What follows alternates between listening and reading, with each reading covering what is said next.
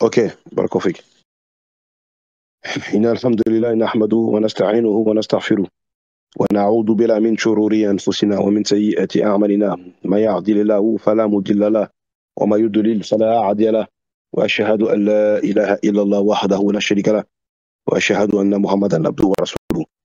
يا أيها الذين آمنوا اتقوا الله حق تقاته ولا تموتن إلا وأنتم مسلمون.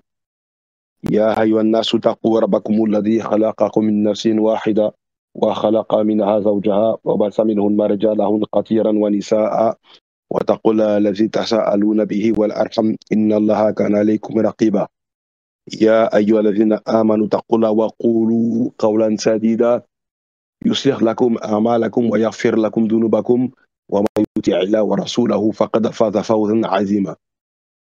ثم أما بعد، ربي اشرح لي صدري ويسر لي أمري واحلل عقدة من لساني يفقهوا قولي. السلام عليكم ورحمة الله وبركاته. Donc bienvenue à tous comme d'habitude. Donc pour mon intervention, comme tous les jeudis soirs, pour la suite des études bibliques sur la lettre, donc nous sommes sur la lettre de Romains faite par Paul. Donc à peu près à l'an, ça a commencé à peu près en l'an 59, comme je vous l'avais montré sur le tableau, si vous vous souvenez bien, sur le tableau que je vous avais montré par rapport à la chronologie des événements de la vie de Paul. D'accord? La dernière fois, nous nous étions arrêtés au chapitre 2 de la lettre de Paul. D'accord? Au chapitre 2. Donc aujourd'hui, Inch'Allah, on va attaquer le chapitre 3. Je ne vais pas rester très longtemps parce que je dois travailler ce soir. Je travaille beaucoup. Donc il ne faudra pas que ce soit trop long.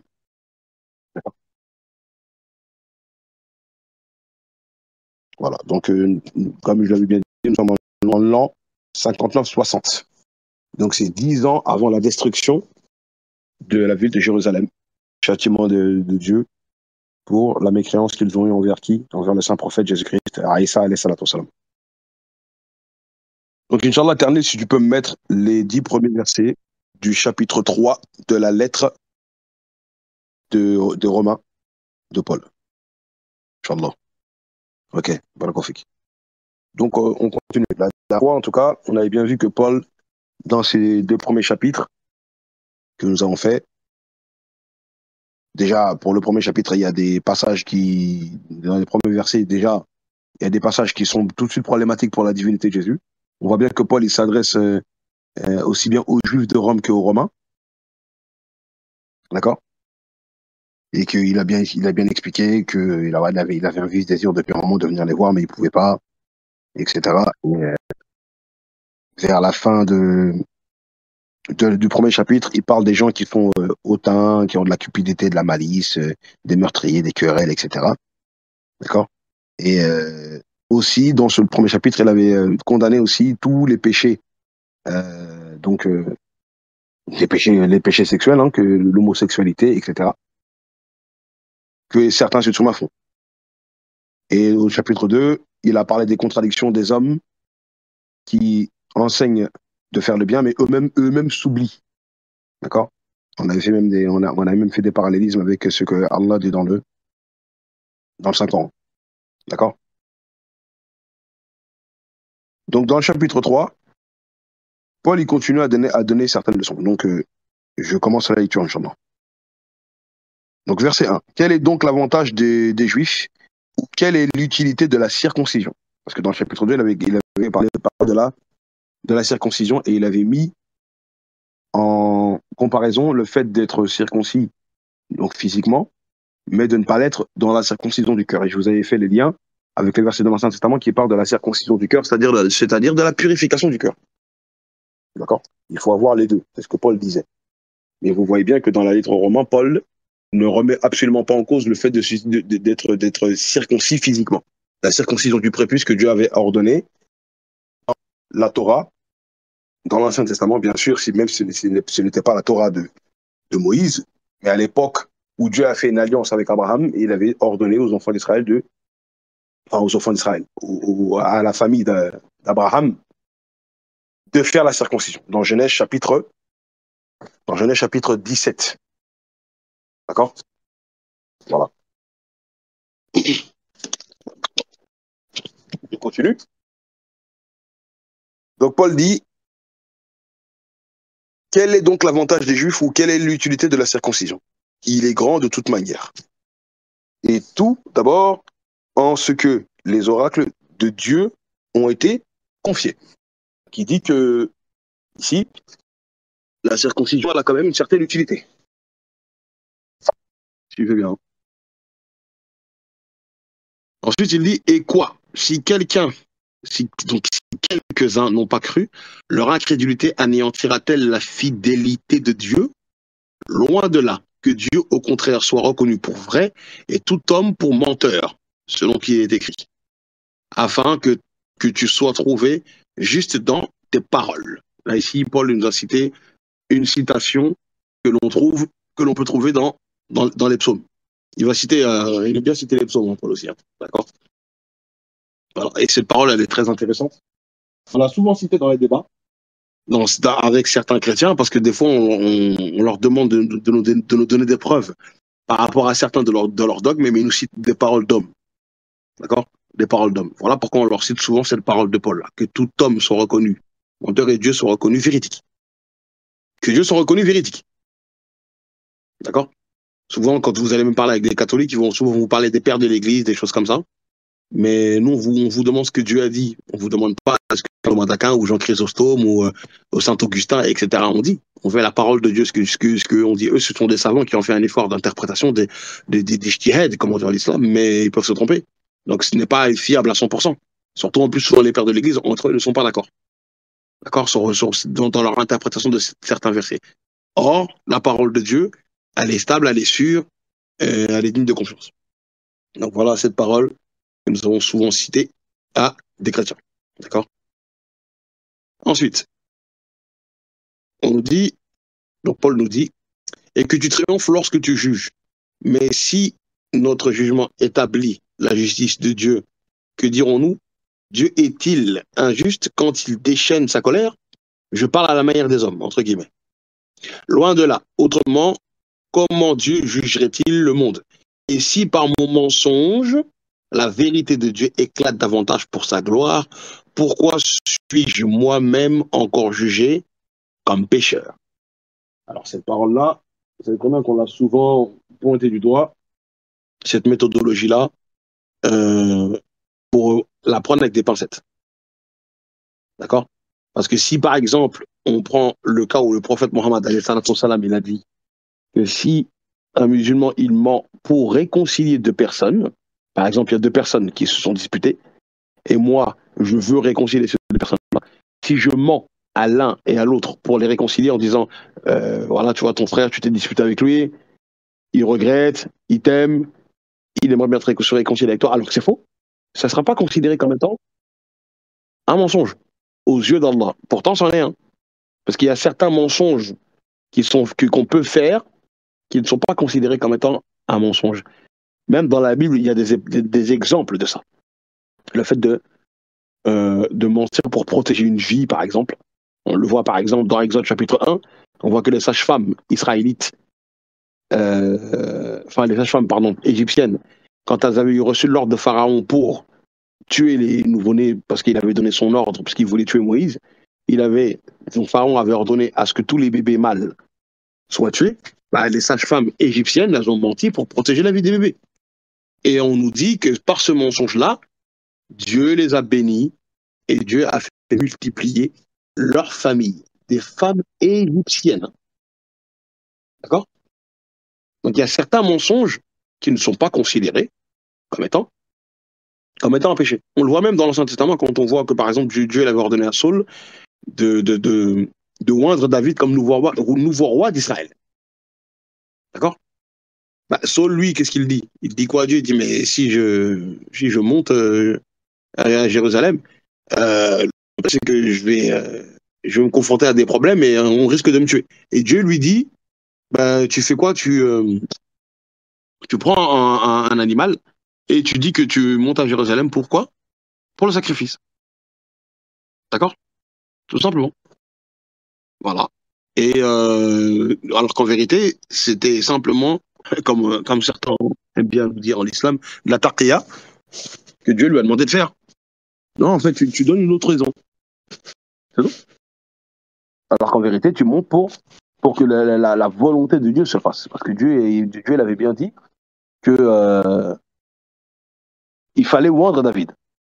Donc dans la Bible, on a des exemples comme ça, où le mensonge n'est pas quelque chose de mauvais.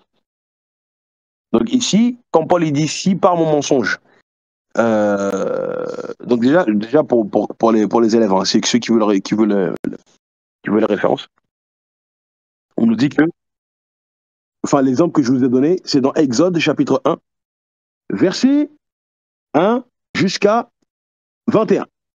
Verset 13 à 21. D'accord? Voilà, mais vous pouvez commencer à partir du verset 15. Là, on voit vraiment le contexte de ce que je vous ai dit, de ce que je vous ai dit. D'accord? Voilà, le texte a été mis, ça c'est un devoir à domicile. Vous pouvez lire ce passage-là et vous verrez bien que les femmes égyptiennes ont menti en disant au roi d'Égypte, au pharaon, que quand on vient auprès d'une femme israélite, comme elles sont plus vigoureuses que nous, les femmes égyptiennes, les femmes israélites sont plus vigoureuses que les femmes égyptiennes, et ben l'enfant il est déjà né, donc on peut plus faire quoi que ce soit à l'enfant, parce que le stratagème que Pharaon avait donné, stratagème machiavélique, hein, bien sûr, hein, très très grave, il avait dit que lui il dit qu'il faut tuer l'enfant quand l'enfant sort. D'accord? Quand il apparaît par les sièges, si tu vois que c'est un garçon, tu le tues, mais si tu vois que c'est euh, si tu vois que c'est une fille, tu le laisses en vie. Donc tu le fais au moment où en fait où la mère ne se rend pas compte pendant qu'elle est en plein accouchement. Donc tu te débrouilles pour tuer l'enfant, tout simplement. Je sais pas si vous vous rendez compte un peu de la cruauté. Mais elles ont menti, puisque la Bible nous dit qu'elles ont craint le Dieu des cieux. D'accord? Elles ont craint le Dieu des cieux et par ça, elles ont même eu la récompense de Dieu. Dieu les a bénis et a fait multiplier leur famille. D'accord? Voilà. Donc, je continue la lecture pour Paul, mais il faut faire attention. Faut faire attention. De ne pas tout de suite critiquer Paul quand il dit ça. D'accord? De mentir pour que la volonté de Dieu se fasse. Le mensonge que tu fais, ça doit être un mensonge qui doit être propre et qui doit être agréable à Dieu. D'accord? Faut faire attention à ça. Il y a certains mensonges parce que si Dieu veut, comme l'exemple que je vous ai donné, de mentir pour réconcilier deux personnes, la volonté de Dieu, c'est que Dieu veut que les êtres humains s'entendent bien, et surtout les musulmans, surtout les croyants. Si maintenant on ne s'entend pas, tu réconcilies deux personnes en mentant, ça va. D'accord? Ça va, ça sera pas considéré comme étant un péché. D'accord? Voilà. Donc on continue. Verset 8. Et pourquoi ne ferions-nous pas le mal afin qu'il en arrive du bien? Regardez bien ce qu'il dit, hein. Et pourquoi ne ferions-nous pas le mal? Donc c'est lié à ce qu'il a dit avant, afin qu'il en arrive du bien. Quelques-uns qui nous calomnient prétendent que nous le disons. La condamnation de ces gens est juste. Quoi donc? Sommes-nous plus excellents? Nullement. Car nous avons déjà prouvé que tous, juifs et grecs, sont sous l'empire du péché. Selon qu'il est écrit, il n'y a point de juste, pas même un seul. Ça encore, c'est encore une citation que Paul cite des psaumes chapitre 14, versets 1 à 3. D'accord? Et encore, ça à prendre avec des pincettes parce qu'on te parle dans un certain contexte qu'il n'y a pas de juste, mais dans d'autres, dans une pléthore de versets bibliques, on nous dit qu'il y a des justes, hein. Dans la Bible, il y a beaucoup de personnes qui sont considérées comme étant des justes. Mais le problème, il est que souvent, quand on parle avec les chrétiens, ils prennent les passages de Paul pour dire qu'il n'existe aucun juste de tout temps, de toute époque, il y a que seul Jésus. Ça, c'est faux, ça. Ça, c'est faux. Parce que la Bible te dit clairement qu'il y a qu'il y a des personnes qui sont justes. Par exemple, si on prend Luc chapitre 1 à partir du verset 5 et 6, qu'est-ce que disent ces passages-là? Luc chapitre 1, verset 5 et 6. Voilà. Regardez bien. Ici, on nous parle de Zacharie et sa femme. Maintenant, le verset 6 nous dit, le verset 6, hein, tous deux étaient justes devant Dieu. C'est même dit devant Dieu. C'est pas on nous dit tous deux étaient justes, mais ils sont justes devant Dieu, observant d'une manière irréprochable tous les commandements et toutes les ordonnances du Seigneur. Eh oui, ce qui prouve que des gens dans la Bible peuvent respecter toutes les recommandations du Seigneur, c'est le verset qui le dit. Observant d'une manière irréprochable tous les commandements du Seigneur. C'est pour ça que souvent, quand on dit aux chrétiens, quand vous nous dites que l'Ancien Testament, il ne faut plus le pratiquer parce que personne ne pouvait pratiquer l'Ancien Testament d'une manière juste, c'est faux. Ici, on a Zacharie et Élisabeth. Ils sont justes et en plus, ils sont irréprochables. Et oui. Et c'est ce qui correspond à ce que Jésus avait dit dans Luc chapitre 15, verset 7, de mémoire, si je ne me trompe pas. Luc chapitre 15, verset 7, qu'est-ce que dit ce passage-là? Luc 15, 7, Inch'Allah. De même, je vous le dis, c'est ça. De même, je vous le dis, il y aura plus de joie dans le ciel pour un seul pécheur qui se repent que 99 justes qui n'ont pas besoin de repentance. Si, c'est une prophétie que Jésus fait. Il parle de ce qu'il y aura au ciel. D'accord? Donc, quelqu'un qui pêche et qui se repent, il aura plus de récompense de la part de Dieu, parce que Dieu lui donnera plus de joie, que 99 justes qui n'ont pas besoin de repentance. Donc, ce qui prouve que même pour Jésus, il y a des gens qui sont sans péché. Et oui, parce que quelqu'un qui n'a pas besoin de repentance, c'est quelqu'un qui ne pêche pas. Tout simplement. Ou alors c'est quelqu'un qui, quand il pêche, tellement automatiquement que quand il fait un péché, il le répare tout de suite derrière, il se purifie tout de suite derrière, ben il arrivera devant Dieu, il sera propre. Ça me rappelle un peu le fameux hadith où Rasulullah a eu un rêve et dans son rêve, il a parlé à Bilal et il a dit quoi? Il a dit, si Inch'Allah, si quelqu'un peut poser le hadith. D'accord? Parce que quand j'improvise comme ça, c'est pas quelque chose que j'ai préparé. D'accord? Le hadith qui nous dit quoi? Il a vu que le prophète il dit qu'il s'est joué au paradis et qu'il voyait les traces de pas de Bilal avec des claquettes mouillées. Et il a dit à Bilal, oh Bilal, comment se fait-il que tu m'as devancé au paradis? Et Bilal a expliqué qu'à chaque fois que j'ai un besoin naturel, hein, je refais automatiquement les ablutions derrière. Donc c'est-à-dire que Bilal était tout le temps en état de pureté. D'accord? Quelqu'un qui est tout le temps de pureté, il est tout le temps purifié, et en plus il fait ses salades, et ben, il n'a pas le temps en fait de faire un péché qui va rester longtemps sur lui. Le péché va vite automatiquement partir. D'accord? Donc quelqu'un comme ça, il arrive devant Allah, il est propre. Est-ce que vous comprenez?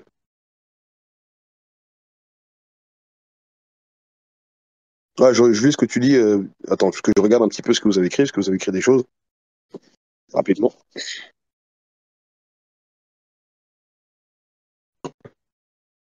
Qui disent que suivre un livre à la lettre, c'est être esclave. Bah, tu vois, Mariam, le problème, c'est que les chrétiens qui disent ça, ils sont en train de contredire Jésus parce que Jésus, il a dit qu'il fallait respecter la loi. Ne serait-ce que d'un seul iota dans Matthieu chapitre 5. On leur dit tout le temps. Donc, respecter la loi à la lettre, c'est la recommandation divine. Hein. C'est ça le problème. Donc, ouais, Éternel, ce hadith, il est très beau. Ils sont déjà esclaves, ce que l'Éternel a dit. Subhanallah, ce hadith, tu vois, le hadith que j'ai cité, tu l'as lu il y a une heure, subhanallah. Le hadith montre la grandeur de Bilal. Hein. Ah oui, radiallahu anhu. D'accord? Ouais, comme ça, Mahmatullah Chameau Blanc.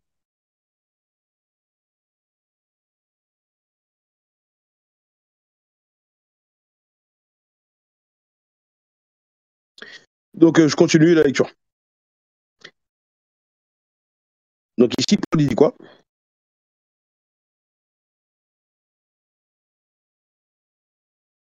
Voilà.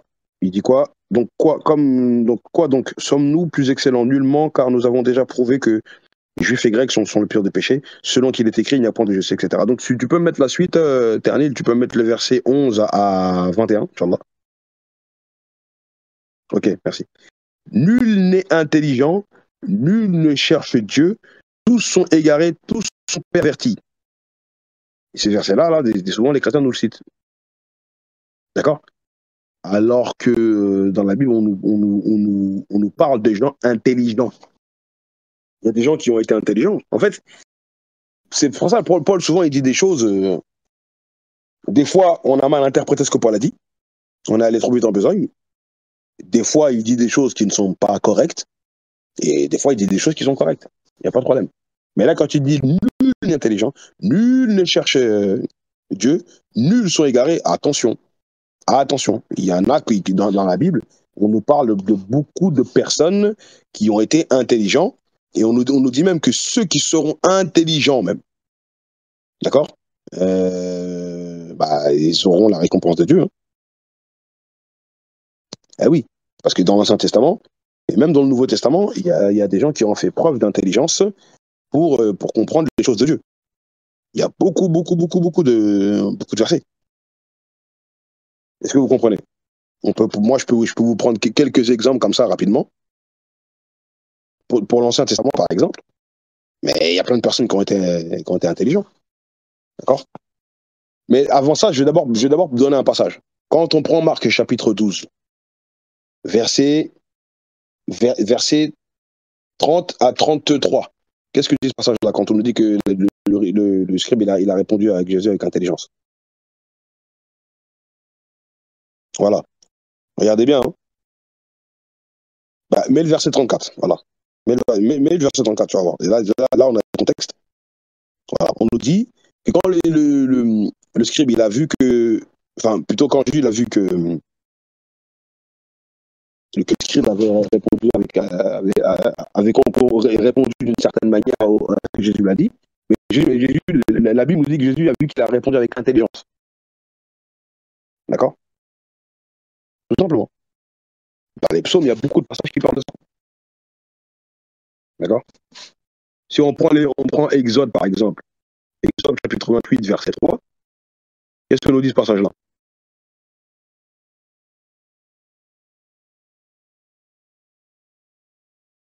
Et même Exode 31, 6. C'est plein de passages. Ces passages disent quoi? Voici, je lui ai donné pour aide Oholiab, fils d'Ahi Samak, de la tribu de Dan. J'ai mis de l'intelligence dans l'esprit de tous ceux qui sont habillés, pour qu'ils fassent tout ce que je t'ai ordonné. Ici, c'est Dieu qui dit qu'il a mis de l'intelligence dans l'esprit de certaines personnes. Est-ce que vous comprenez? Donc, il faut faire attention quand Paul il est en train de parler comme ça. Il faut faire attention. Oui, non, personne n'est intelligent, personne n'est ceci, personne n'est cela. Attention. Est-ce que vous comprenez? Voilà. Il y a même un très beau passage, il me semble que c'est dans le livre de Daniel, hein. Daniel chapitre 12, verset 3. Est-ce que tu peux mettre ce passage? Regarde bien. Hein. C'est même une prophétie. Barakofik pour le hadith, Ismaël 34. Donc on nous dit quoi? Ceux qui auront été intelligents brilleront comme la splendeur du ciel, et ceux qui auront enseigné la justice et la multitude brilleront comme les étoiles à toujours et à perpétuité. Ici, on nous parle à la finale, on parle de humain terme, hein. C'est au futur. Donc il y a des gens qui sont intelligents selon la Bible. Tout simplement. D'accord? Eh oui. Donc, là, il y a le frère SM34 qui a mis le hadith en question dont je vais parler tout à l'heure. D'accord? Donc, il faut faire attention quand Paul il dit ça, c'est pas à prendre c'est pas à prendre littéralement. On peut le comprendre quand il parle d'un groupe de personnes, mais il ne peut pas parler de toute l'humanité de toute époque. C'est pas possible ça. Il y a des gens qui ont été intelligents, il y a plein d'exemples là-dessus. Et j'avais même déjà donné un cours où j'avais démontré que Dieu ne nous demande pas d'avoir le Saint-Esprit, mais d'avoir l'intelligence. J'avais déjà fait un cours là-dessus, qui existe sur la chaîne pour celui qui serait intéressé. D'accord? Donc, et quand il dit aussi, donc, nul ne cherche Dieu, tous sont égarés, tous sont pervertis, non. Je vous ai donné l'exemple de Zacharie, hein, et sa femme. Hein. D'accord? Et même, qui va dire qui parmi les chrétiens va dire que Jean-Baptiste était comme ça, perverti? Alors que Jésus nous dit que de tous ceux qui sont nés d'une femme, il n'y a personne qui est plus grand que Jean-Baptiste. On fait comment là? D'accord? Luc chapitre 7, verset 28, c'est ce que Jésus dit. Hein? Luc 7, 28, regardez la parole de Jésus là-bas. Je vous le dis, parmi ceux qui sont nés de femmes, il n'y en a point de plus grand que Jean-Baptiste. Cependant, le plus petit dans le royaume des cieux et le plus grand est plus grand que lui. Vous avez compris? Donc on ne va pas nous dire que Jean-Baptiste il est perverti. Hein. Astaghfirullah. Donc je continue. Leur gosier est un sépulcre ouvert. Ils se servent de leur langue pour tromper. Ils ont tous leurs lèvres de venin d'aspic. Leur bouche est pleine de malédiction et d'amertume. Pour ça qu'on voit que Paul, il parle pas de... Il faut pas l'interpréter comme certains chrétiens l'ont fait, toute l'humanité, toute époque. Paul, il parle d'un certain groupe de personnes, d'accord, qui font le mal. Comme dans les chapitres précédents, il en parlait. Il y a certaines personnes, il parle de ces personnes-là, qui ne sont pas des personnes saines ou correctes. Il ne parle pas de toute époque, de tout le monde. D'accord? Donc ici, Paul, il dit, verset 15, « Ils ont les pieds légers pour répandre le sang. La destruction et le malheur sont sur leur route. Ils ne connaissent pas le chemin de la paix. La crainte de Dieu n'est pas devant leurs yeux. Or, nous savons que tout ce que dit la loi, elle le dit à ceux qui sont sous la loi, afin que toute bouche soit fermée et que tout le monde soit reconnu coupable devant Dieu. Car nul ne sera justifié par lui, car nul ne sera justifié devant lui par les œuvres de la loi, puisque c'est par la loi que vient la connaissance du péché. Encore une fois, il y a beaucoup de passages ici, enfin, il y a beaucoup de chrétiens qui utilisent ces passages-là pour justifier le fait qu'on pratique plus l'Ancien Testament. Paul ici parle des êtres humains qui font le mal, en général. Mais il faut faire attention à ce qu'il a dit ici quand il dit car nul, verset 20, quand il dit car nul ne sera justifié devant lui par les œuvres de la loi, puisque c'est par la loi que... Mais Jésus il a enseigné le contraire. Hein. Qu'est-ce que Jésus il a enseigné dans l'évangile de Matthieu, chapitre 25? Pour ceux qui rentreront au paradis, ils rentreront au paradis par rapport à quoi? Par rapport à leurs œuvres. C'est ce que Jésus dit. Quand on prend Matthieu, chapitre 25, verset 34 jusqu'à 36, ben, Jésus, il a parlé des gens de la droite et des gens de la gauche. Et ceux qui rentrent au paradis, ils rentrent parce qu'ils ont fait des bonnes actions. D'accord? Voilà, le chapitre est là. Enfin, j'ai mis le frère Ternil, il a mis le passage. On nous dit bien que les gens de la droite, regardez bien, hein, je vous lis. Parce que on va pas lire les gens de la gauche parce que c'est l'inverse. Alors le roi dira à ceux qui sont à sa droite, venez, vous qui êtes bénis de mon Père, prenez possession du royaume qui vous a été préparé dès la fondation du monde. Ce qui montre encore une fois que c'est Dieu qui donne le paradis et non Jésus. Ensuite, car j'ai eu faim et vous m'avez donné à manger, j'ai eu soif, vous m'avez donné à boire, j'étais étranger, vous m'avez recueilli, j'étais nu, vous m'avez vêtu, j'étais malade et vous m'avez visité. J'étais en prison et vous êtes venus vers moi. Les justes, encore une fois les justes. Et oui, là c'est au futur, il y aura des gens justes. Or, tout à l'heure, vous avez vu que Paul il a dit il n'y a pas de juste. Voilà pourquoi, quand un chrétien vous cite ce passage pour vous dire que c'est pour que Paul parle de toute humanité, toute époque, non. Sinon, ça contredit de plein fouet Jésus. Hein. Et oui. Alors qu'on entend tout le temps ces versets sortir de la bouche des chrétiens pour dire que oui, personne n'est juste de toute l'humanité. Et c'est pour justifier qu'il n'y a que Jésus qui est seul sans péché. C'est faux. Et Paul parle d'une catégorie de personnes. Donc Jésus, lui, il est en train de parler. Les justes lui répondront, Seigneur, quand avons-nous vu avoir faim et nous t'avons donné à manger, ou soif, ou t'avons donné à boire, quand t'avons-nous vu étranger et t'avons-nous recueilli, et quand t'avons-nous vu vêtu, quand t'avons-nous malade, etc., en prison, etc. Quand on t'a vu dans tout ça, c'est à quel moment en fait? Et le roi leur répondra, je vous le dis en vérité, toutes les fois que vous avez fait ces choses à l'un du plus petit de mes frères, c'est à moi que vous l'avez fait. Mais après, Jésus s'adresse aux personnes qui sont mauvaises et qui, eux, par contre, ils n'ont pas fait ces œuvres-là. Et le dernier verset, verset 46, nous dit, et ceux-ci iront au châtiment éternel, donc la dernière catégorie, les gens de la gauche, mais les justes, il répète encore les justes, à la vie éternelle. Vous comprenez? Donc c'est pour ça, à chaque fois, que quand Paul dit quelque chose dans ses épîtres qui peuvent paraître étranges, il faut tout de suite dissoudre ça, d'accord, pour jauger si ce qui est toujours le dissoudre dans ce que le Christ, alayhi salatu salam, il avait dit. Voilà pourquoi nous, des fois, nous la méthodologie qu'on a, c'est que nous utilisons les paroles de Paul. Quand on se réfère à une parole de Paul, c'est quand Paul il dit une parole qui confirme ce que Jésus-Christ a dit. Mais quand, par contre, Paul donne des enseignements qui contredisent ce que Jésus, on ne l'accepte pas. Et oui, il faut être prudent. Hein. Il faut être prudent. C'est pas parce que c'est dans la Bible qu'il faut forcément accepter tout ce qui est dans la Bible. Parce que, malheureusement, dans la Bible, il y a des choses qui ne sont pas correctes, malheureusement. D'accord? Il faut faire attention. Et ça, c'est la Bible elle-même qui nous parle de personnes comme ça, tout simplement. Quand on prend Actes, chapitre 17, verset 11. Qu'est-ce que dit Acte 17, 11? Regardez bien. Hein. Ces Juifs avaient des sentiments plus nobles que ceux des Thessaloniques. Ils reçurent la parole avec beaucoup d'empressement et ils examinaient chaque jour les Écritures pour voir si ce qu'on leur disait était exact. Mais malheureusement, quand nous, on débat avec nos frères chrétiens, quand on leur demande, ouais, ça c'est écrit où, etc. Ouais, mais t'es un pharisien, ouais, mais pourquoi tu te prends la tête, c'est écrit, Paul l'a dit, etc. Mais on fait que suivre la méthodologie que la Bible elle nous donne. Si la Bible a fait des éloges de ces juifs de Béryl, là, c'est parce que c'est une bonne méthodologie à avoir. Tout simplement. Est-ce que vous comprenez?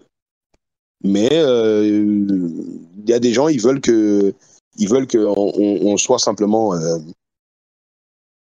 ils veulent qu'on soit simplement des moutons à écouter comme ça les paroles sans vérifier. D'accord? Et pourtant, Paul lui-même, hein, il dit bien qu'il faut examiner toute prophétie et retenir ce qui est bon. Prends-moi un Thessalonicien, justement, verset 5, chapitre 5, verset 21. Il a dit quoi là-bas, Paul? Examinez toutes choses et retenez ce qui est bon. Eh oui. Et les musulmans, c'est ce que les musulmans font dans l'interreligieux avec les chrétiens. Mais le problème, c'est que nos frères chrétiens ne font pas ça. On leur donne une parole, ils y croient. C'est tout. Ils vérifient pas. Leur pasteur, il va leur dire un truc, ils y croient. Leur prêtre, on va leur dire un truc, ils y croient. Les pères de l'église vont leur dire un truc, ils y croient. Tout simplement. Alors que là, je suis en train de vous démontrer que la Bible elle-même vous dit d'être prudent. Est-ce que vous comprenez? Et pourtant, de placer comme ça sa confiance à l'homme, c'est très grave dans la Bible. Hein. Jérémie chapitre 17, verset 5 nous dit quoi? Rapidement. Exactement, Ternil, exactement. Jérémie chapitre 17, 5. Qu'est-ce qu'il dit? Regarde bien, ce verset est terrible.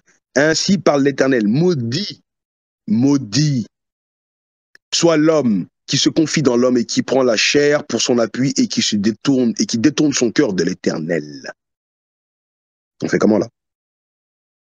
Je ne sais pas si vous vous rendez compte. Eh oui. Quand vous parlez avec des catholiques ou des orthodoxes, oui, mais les pères de l'Église ont dit, mais c'est un père de l'Église, mais c'est un être humain, il peut se tromper. C'est pas vous qui pouvez interpréter la Bible, c'est les pères de l'Église. Mais si ton père de l'Église s'est trompé, ils vont dire quoi? Non, ils peuvent pas se tromper, ils ont le Saint-Esprit, l'infaillibilité, etc. de l'Église. L'Église ne peut pas se tromper. Ils vont nous sortir plein d'arguments comme ça. Pourtant, c'est la Bible elle-même qui leur a dit de faire attention. Est-ce que vous comprenez? Ah ouais, subhanallah. D'accord? Il y a plein de versets comme ça. Hein. Il y a plein de versets comme ça. Hein. Même quand on prend dans le livre des Proverbes, c'est la référence que je me rappelle, quand on dit l'homme naïf écoute tout ce qu'il dit, tout ce qu'on lui dit, mais l'homme attentif et l'homme prudent est attentif à ses pas. Est-ce que vous comprenez? Eh oui. Il y a un passage dans les Proverbes. Attendez, je vais vous trouver ce passage-là rapidement. C'est un très beau verset aussi, livre écrit par Salomon.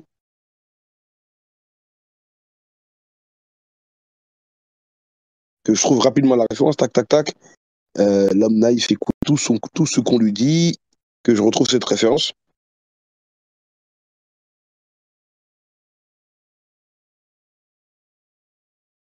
Proverbe 14, mais Proverbe 14, chapitre 15, Proverbe 14, 15, pardon.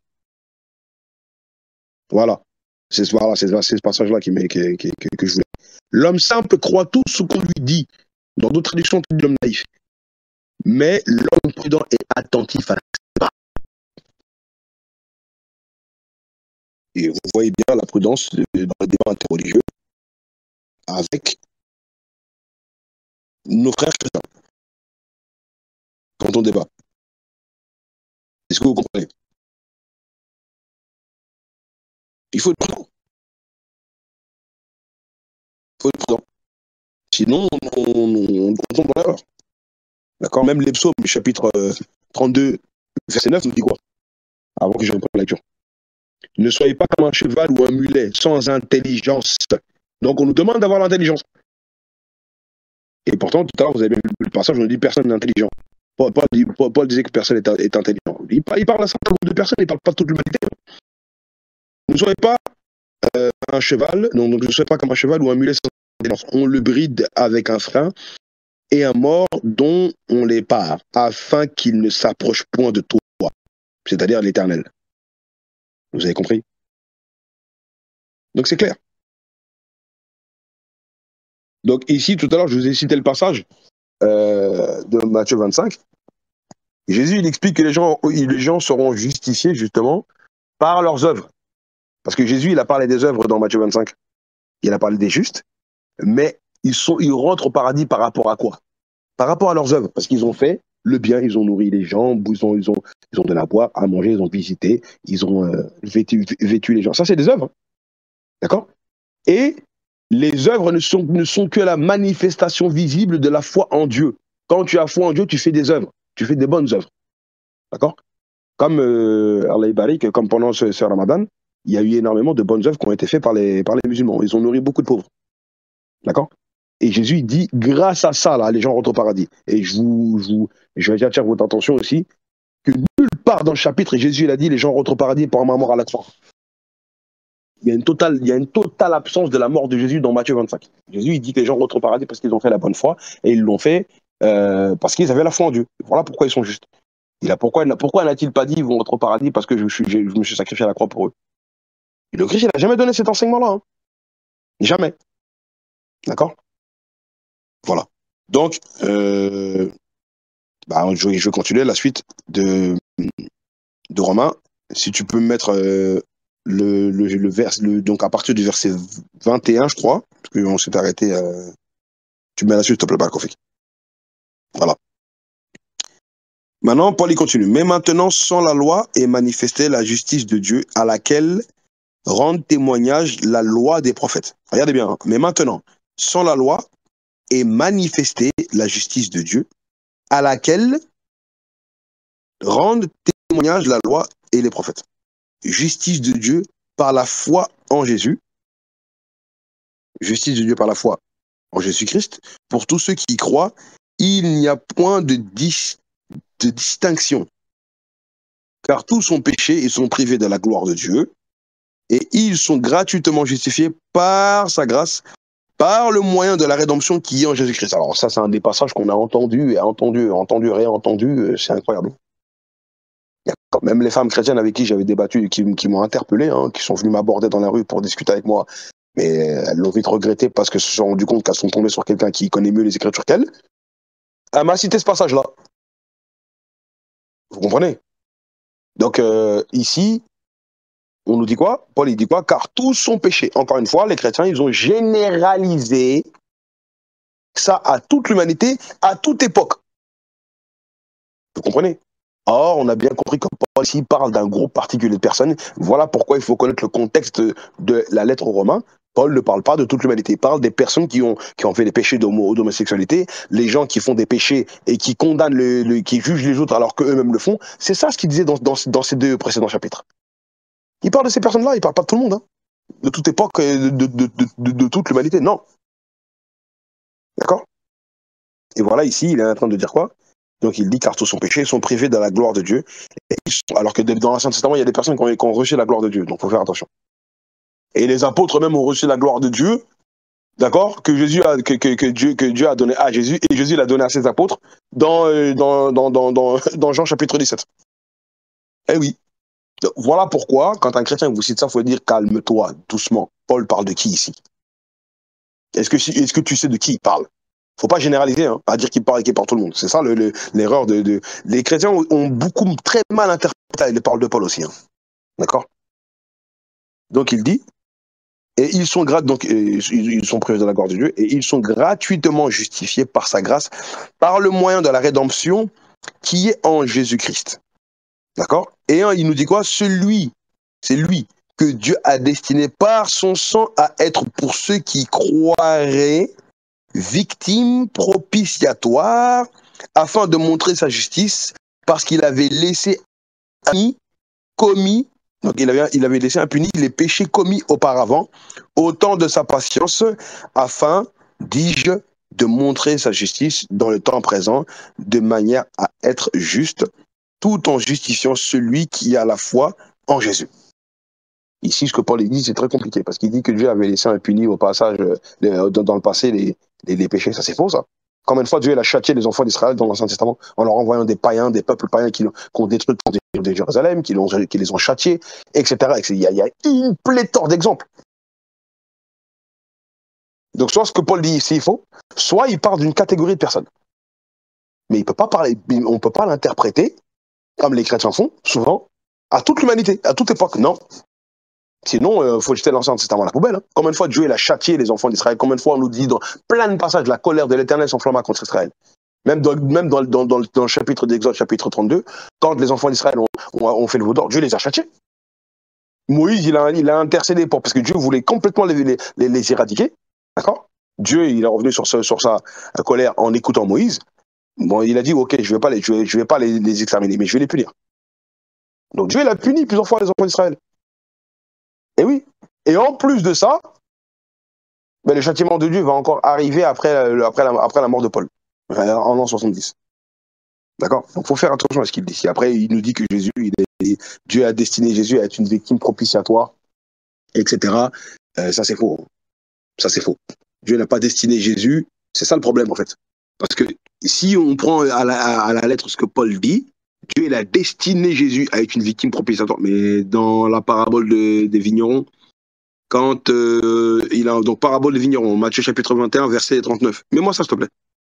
Regardez ce que dit le passage. Matthieu 21, 39. Donc, pardon. Juste avant. 37, pardon. Voilà, 37. Voilà.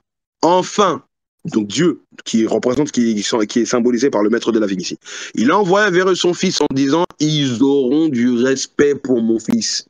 Ici, on voit la volonté du Père, le but pour lequel il a envoyé Jésus. D'accord? Il a envoyé Jésus pour qu'on le respecte, pas pour qu'on le tue.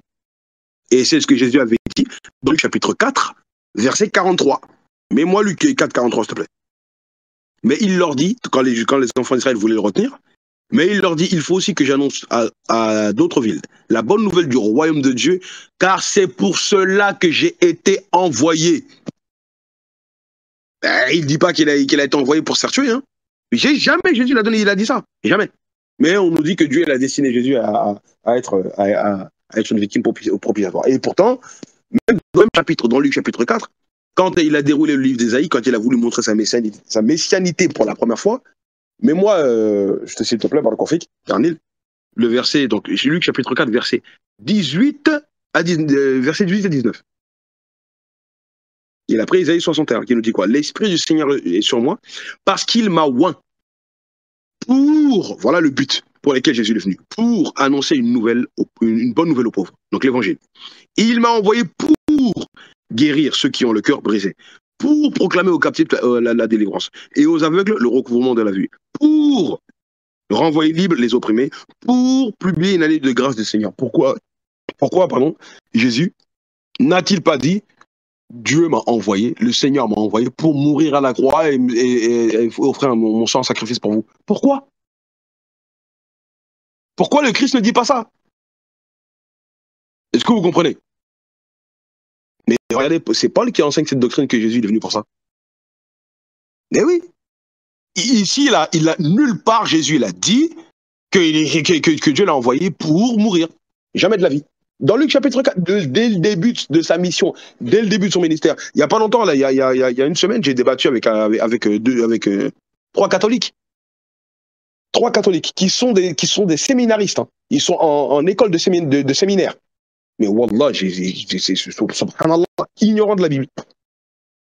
Il y en a, il me dit, oui, mais regardez, Jésus, il est venu pour mourir, etc. J'ai dit, où est-ce qu'il a dit ça? Est-ce que tu as un seul verset où Jésus dit qu'il est venu pour mourir? Que c'est le but de sa mission? Quand il a vu que j'ai dit que non, c'est faux, il n'est pas venu pour ça, il me dit, bah, je me pose la question, pourquoi est-ce que Jésus est venu alors? Je lui ai dit, mais tu te poses cette question? Il me dit, bah oui, il est venu pourquoi alors? S'il n'est pas venu pour mourir, il est venu pourquoi? Mais subhanallah, les 3 ans d'enseignement qu'il a fait, vous voulez jeter à la poubelle. Vous regardez que sa mort. C'est quoi cette doctrine? Je lui dis, tu devrais avoir honte en tant que séminariste et catholique. Jésus, il a expliqué dans Luc chapitre 4, versets 16 à 32, donc j'ai commencé à donner les versets. Plus de réponse. Plus de réponse. J'ai dit, là, il a expliqué clairement le but de sa mission. Tu connais pas ça? Alors que ça fait déjà 2 ans que tu es en ministère de prêtrise. Pour devenir un prêtre? Une catastrophe. Vous comprenez? Eh oui. On fait comment? Voilà. Donc c'est pour dire qu'il faut faire attention à ce que Paul dit ici. Vous verrez que quand j'aurai terminé de vous faire les études des lettres de Paul, vous verrez que Paul, il a une très belle écriture, il écrit très bien, c'est un grand écrivain, etc. Il dit beaucoup de choses, il dit beaucoup plus de choses correctes que de choses incorrectes. Mais quand Paul y vrille, c'est dès qu'il parle de la rédemption. Voilà. Dès qu'il parle de la rédemption, ça y est, c'est fini. Mais Paul, il est très fort. Faut respecter, c'est un grand écrivain, il a de belles paroles, et il y a même, je vous l'avais déjà dit une fois, qu'il y a même la possibilité qu'on ait falsifié ses lettres. Hein. Ah, d'accord, parce que je vous ai déjà montré que les écrits chrétiens ne sont pas fiables parce qu'eux-mêmes reconnaissent dans leur note explicative qu'ils ont falsifié des passages pour que les gens continuent à croire que Jésus était Dieu. Comme par exemple la falsification de Luc chapitre 22, versets 43 et 44. Si je vous montre les notes explicatives que disent la Bible de Jérusalem et la Bible Tob, donc Bible catholique et Bible orthodoxe, ils disent clairement que ces versets-là ont été retirés parce que ça posait un problème pour la divinité de Jésus. Clairement. Donc ces versets-là ont été retirés parce que ces versets-là montrent clairement que Jésus n'est pas Dieu. Parce qu'il était angoissé et que Dieu envoie un ange pour le fortifier. Donc ceux qui manipulaient les textes se sont dit, si on laisse ces passages-là à découvert et que le peuple le voit, bah, ils vont comprendre que Jésus n'est pas Dieu. Donc on va les retirer des manuscrits pour pas que les gens voient que Jésus était un homme, pour pas qu'ils aient le jugement de dire que Jésus était un homme. Subhanallah. Ces 2 versets-là, là. Il y a 2 Bibles. Bible de Tob, Bible de Jérusalem. Les chrétiens disent on a falsifié ces versets-là, on les a retirés pour la divinité de Jésus. On fait comment là? Ce qui prouve même que, regardez bien même, hein, ça prouve bien quoi? Ça prouve que Luc lui-même ne considère comme étant Dieu parce que c'est celui qui l'a écrit. Donc ils ont caché la parole de Luc et ils ont remis ça plus tard, une fois que la divinité de Jésus était bien installée, ils ont remis ça plus tard. Je ne sais pas si vous vous rendez compte. Il y a beaucoup de chrétiens qui ne savent pas ça. Un chrétien qui n'étudie pas, il ne va pas savoir ça. Mais quand les musulmans vous disent que vos écrits, vous avez falsifiés, vous ne nous écoutez pas. Vous ne nous écoutez pas. Mais Allah subhanahu wa ta'ala, qu'est-ce qu'il a dit dans le Saint-Coran? Il a dit quoi? Mettez-moi Sourate 41, verset 53. Regardez bien ce verset-là. Regardez bien, Allah dit quoi? Nous leur montrerons nos signes dans l'univers et en eux-mêmes jusqu'à ce qu'il leur devienne évident que cela, le Coran, donc entre guillemets le Coran, que cela, donc évident que c'est cela la vérité, que c'est cela le Coran, la vérité. Ne suffit-il pas que ton Seigneur soit témoin de toutes choses? Regardez bien le début du verset. Nous leur montrerons nos signes dans l'univers et en eux-mêmes. C'est-à-dire qu'eux-mêmes ont reconnu que le Saint-Coran est véridique indirectement en reconnaissant qu'ils ont falsifié leur texte. Alors que le Coran le dit depuis 14 siècles qu'ils ont falsifié leurs écrits et qu'ils ont caché des choses. Les versets, vous les connaissez déjà. Eh bien, ils le reconnaissent eux-mêmes. C'est pour ça que sur la falsification de la Bible, il n'y a plus de débat. Hein. Il n'y a plus de débat. Vous comprenez? Voilà. Donc, c'est pour revenir encore une fois à ce que Paul dit ici. Je vous ai démontré que quand il dit que Dieu la destine à être une victime propitiatoire, c'est faux. Et en plus, je vous rajoute un dernier élément avant de continuer. Il y a beaucoup de chrétiens qui ne savent pas. Ça, c'est un argument que je garde pour un débat. Si un jour j'ai un débat avec un chrétien, mais après Gethsemane, je ne vous donnerai pas l'argument. L'argument, je le garde, je le mets sur le côté. D'accord? Mais je vous donne juste quoi? Après Gethsemane, Dieu il a montré qu'il ne fallait pas tuer Jésus. Mais les chrétiens ne savent pas ça. Et pourtant, c'est biblique. C'est biblique. Hein. Dieu l'a montré. Après Gethsemane, je dis bien, hein, je pèse mes mots. Après la prière que Jésus fait à Gethsemane, Dieu l'a montré qu'il ne fallait pas tuer Jésus. Mais beaucoup de chrétiens qui ne savent pas ça. Et oui, parce que quand tu vois que Jésus dit dans Jean chapitre 11, par exemple, et même dans Matthieu, hein, Par exemple, dans Matthieu, dans Jean 18, pardon. D'accord. Quand Jésus y parle, après que Judas soit arrivé, qu'est-ce qu'il dit? Regardez bien, hein. Je vous montre un verset. C'est dans Jean 18, tac, tac, tac, tac, que je retrouve là, le verset. Voilà. Mets-moi Jean, chapitre 18, verset 11, s'il te plaît. Jean 18, 11. Et Jésus dit à Pierre, remets ton épée dans le fourreau. Ne boirai-je point la coupe que le Père m'a donné à boire? La coupe ici, c'est quoi? Tous les chrétiens vous diront, le Père lui a montré, parce qu'il a dit, est-il possible que cette coupe s'éloigne de moi? Chose que Jean a cachée dans son évangile. Hein. Cette prière-là, il l'a cachée. Mais il faut aller dans Marc, dans Luc et dans Matthieu pour voir que Jésus il a demandé est-ce que la coupe s'éloigne de lui. Mais finalement, Dieu lui a donné une coupe. Une coupe, c'est-à-dire c'est une expression qui veut dire une épreuve. Et ici, cette épreuve-là, c'est l'épreuve de la mort. Et Jésus ne voulait pas boire la coupe. Il ne voulait pas. Maintenant, on nous dit que Jésus l'a dit, ne boirai-je pas la coupe que le Père m'a donné à boire. Maintenant, si vous demandez aux chrétiens ici, la coupe, c'est quoi que le Père lui a donné à boire, ils vont dire c'est la mort. C'est faux. C'est pas la coupe de la mort ici. Mais ça, c'est un argument qu'on garde, Inch'Allah, le jour où il y aura un chrétien qui voudra faire le malin là-dessus. On s'occupera de lui par la permission d'Allah. D'accord. Voilà. Donc, je continue ce que Paul nous raconte ici. Verset 26. De montrer sa justice dans les temps présents de manière à être juste, tout en justifiant celui qui a la foi en Jésus. Où donc le sujet de se glorifier? Il est exclu. Où donc est le sujet de se glorifier? Il est exclu. Mais le problème, il est que, qu'est-ce que Paul nous dit lui-même dans... je suis obligé d'aller dans cette lettre-là. Mais dans 1 Corinthiens, chapitre... je crois que c'est dans 2 Corinthiens d'ailleurs. Dans 2 Corinthiens, chapitre 11. Qu'est-ce que Paul dit à partir du verset 16 à 18? Il dit ici, c'est exclu de se glorifier. Regardez ce qu'il dit. Je le répète, que personne ne me regarde comme un insensé.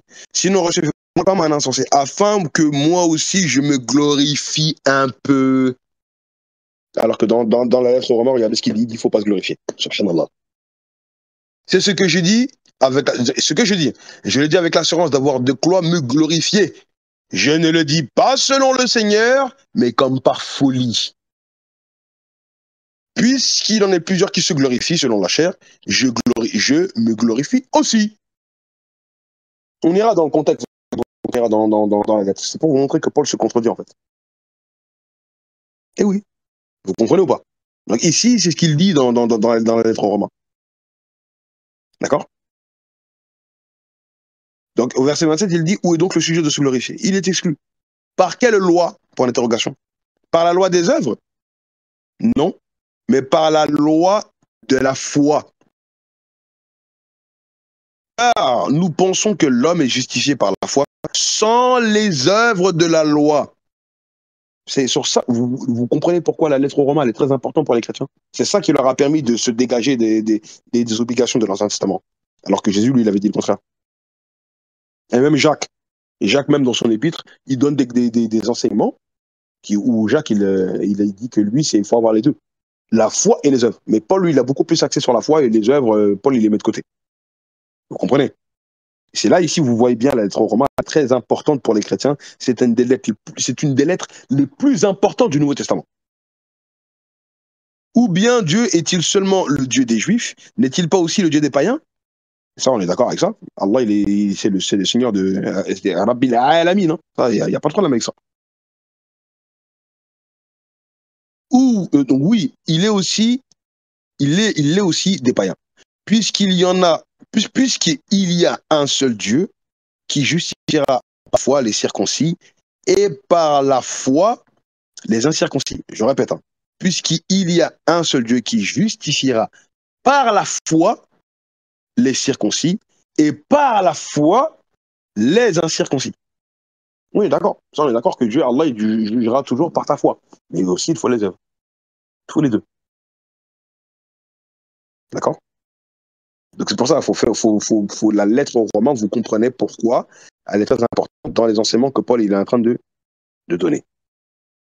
Et après, tu m'as rajouté le verset 31. Anéantissons-nous donc la loi par la foi, loin de la... Au contraire, nous confirmons la loi. D'accord? Et ça aussi, c'est des passages que moi, j'ai jamais vu un chrétien utiliser. Parce qu'il nous dit souvent, oui, regardez, comment dire, l'Ancien Testament, la Torah, il ne faut plus la pratiquer. Paul, il dit qu'il faut la mettre de côté. Mais regardez ce qu'il dit ici. Anéantissons-nous donc la loi par la foi? Loin de là, au contraire, nous confirmons oui. C'est-à-dire que la foi, c'est pas parce que tu as foi en Jésus que tu anéantis la loi. Eh bien, d'accord. Parce que je vous rappelle que Paul, ici, il est à Rome, il est en train de d'écrire devant des Juifs. Et ces Juifs-là pratiquent le Tanakh. Donc, il ne peut pas leur dire, ouais, c'est fini, laissez tomber, la Torah, c'est fini. D'accord? Donc là, on a fini le chapitre 3, on va faire le chapitre 4. Et comme ça, après, Inch'Allah, on pourra s'arrêter là pour continuer la semaine prochaine. Mais est-ce que déjà, vous avez compris, vous avez retenu déjà des choses pour le chapitre 3?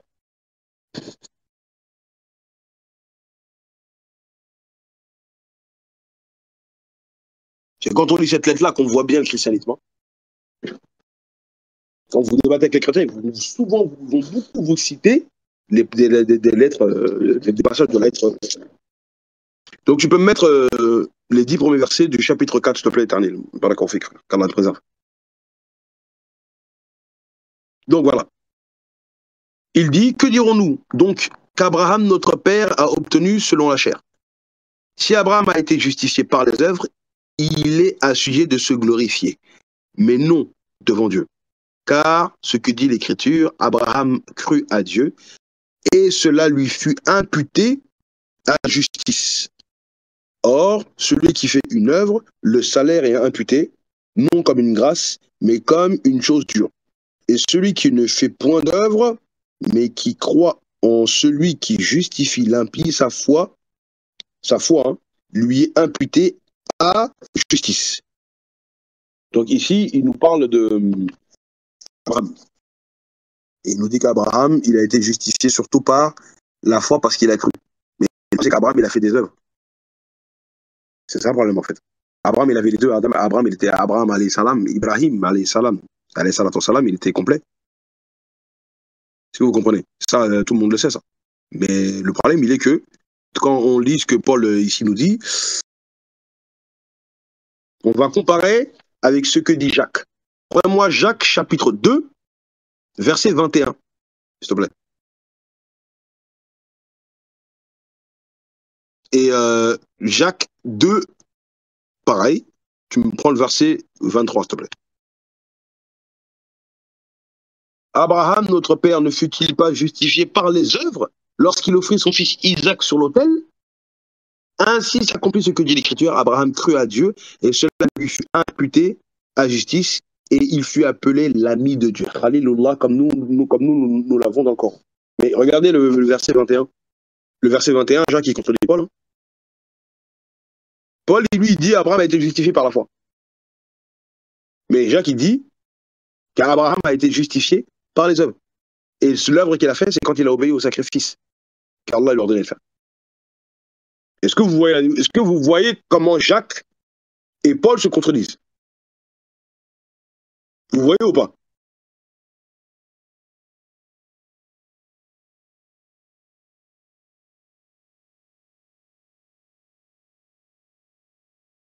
C'est un problème. Et le problème, c'est que ce n'est pas les musulmans les premiers à avoir polémiqué là-dessus. Parce que quand vous regardez Martin Luther, donc celui qui a été à la base de la formation du protestantisme, l'église protestante, mais lui-même, il considérait que l'épître de Jacques n'était pas authentique. Il pensait, en tout cas pendant une période, que c'était apocryphe parce qu'il a vu la contradiction, justement. Il a vu la contradiction que Jacques dit que nous, c'est les œuvres et la foi, mais Paul, c'est que la foi. Donc même les chrétiens eux-mêmes ont déjà polémiqué et débattu sur ça. D'accord. Donc, Inch'Allah, il n'y a pas de problème, Mariam, tu poses ta question. Donc, je termine rapidement le chapitre 4. Verset 6. Même David exprime le bonheur de l'homme à qui Dieu impute la justice sans les œuvres. Heureux ceux dont les iniquités sont pardonnées et dont les péchés sont couverts. Heureux l'homme à qui le Seigneur n'impute pas son péché. Cependant, n'est-il que le circoncis ou est-il également pour les circoncis? Déjà ici, Paul il dit, heureux l'homme, d'accord, qui sera pardonné par Allah. Donc, on peut obtenir le pardon de nos péchés. Ici, Paul, il n'est pas en train de parler de la mort de Dieu. Il n'en parle pas ici. Mais on continue. Ce bonheur n'est-il que pour les circoncis ou est-il également pour les incirconcis? Car nous disons que la foi imputée à justice à Abraham. Comment donc comment donc lui fut-elle imputée? Est-ce après, était-ce après ou avant sa circoncision? Il n'était pas encore circoncis, il était incirconcis. Regardez bien, hein. Il dit, comment donc lui fut-elle imputée? La justice, hein. D'accord? Je répète, hein, on reprend bien ce qu'il dit ici, Paul. Car nous disons que la foi imputée à justice à Abraham. Comment donc lui fut-elle imputée? Comment Abraham il a eu la foi? La justice, pardon, comment il a été justifié? Était-ce après ou avant sa circoncision? Il n'était pas encore circoncis, il était incirconcis. Donc, avant Genèse 17. Parce que c'est dans Genèse 17 qu'Abraham, alayhi salatu wassalam, a fait la circoncision. Il dit qu'il il a reçu la justification devant Dieu avant de se faire circoncire. Oui, mais d'accord. Mais Dieu, il a rajouté la circoncision comme étant une œuvre. C'est ça le problème. Et Dieu, il a bien dit clairement, celui qui va transgresser ça, il sera exterminé du milieu de son peuple. D'accord? Mets-moi la suite des versets, s'il te plaît. Je prends toujours les 10 versets de plus, Inch'Allah.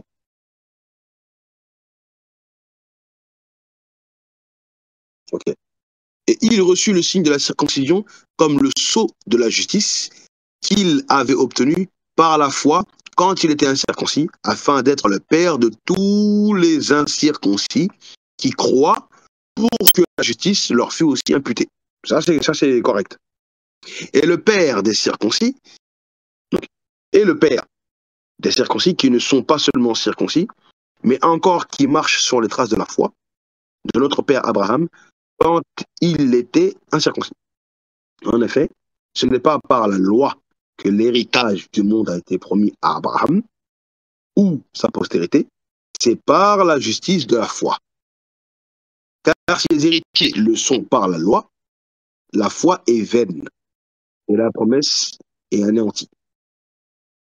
Parce que la loi produit la colère et que là où il n'y a point de loi, il n'y a point non plus de transgression.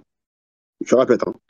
Parce que la loi produit la colère et que là où il n'y a point de loi, il n'y a point non plus de transgression. Je ne sais pas si vous comprenez bien ce qu'il dit ici.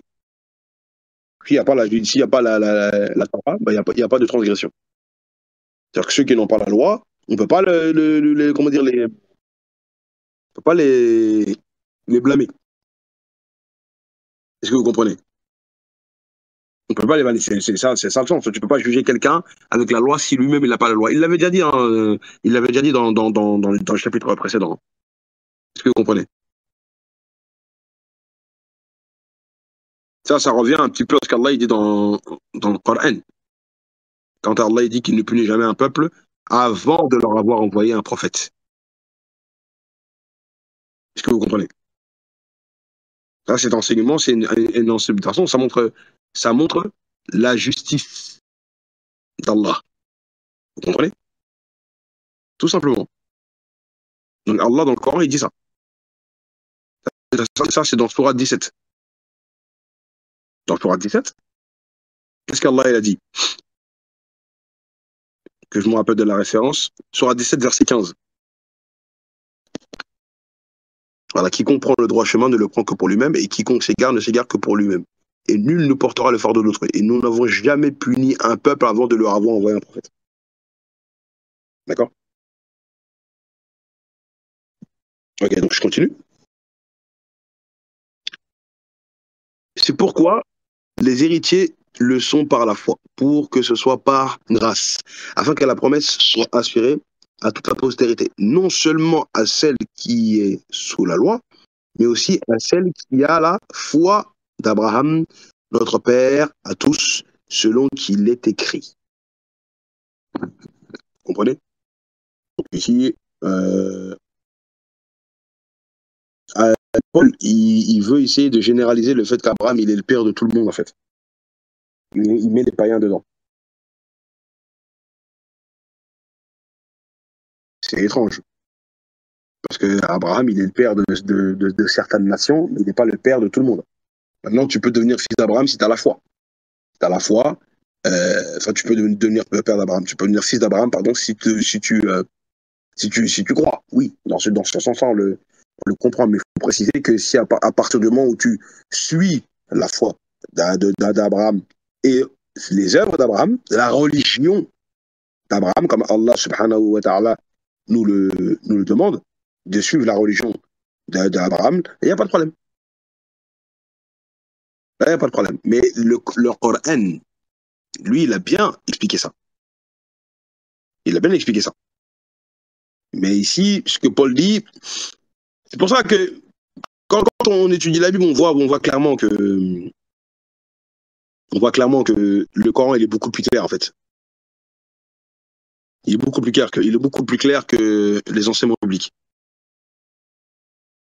Vous comprenez? Ça, tous ceux qui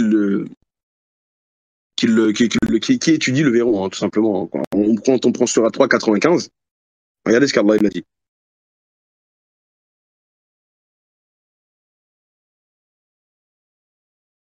Voilà, c'est Allah qui dit la vérité. Suivez donc la religion d'Abraham, musulman droit. Il n'était point du nombre des polythéistes.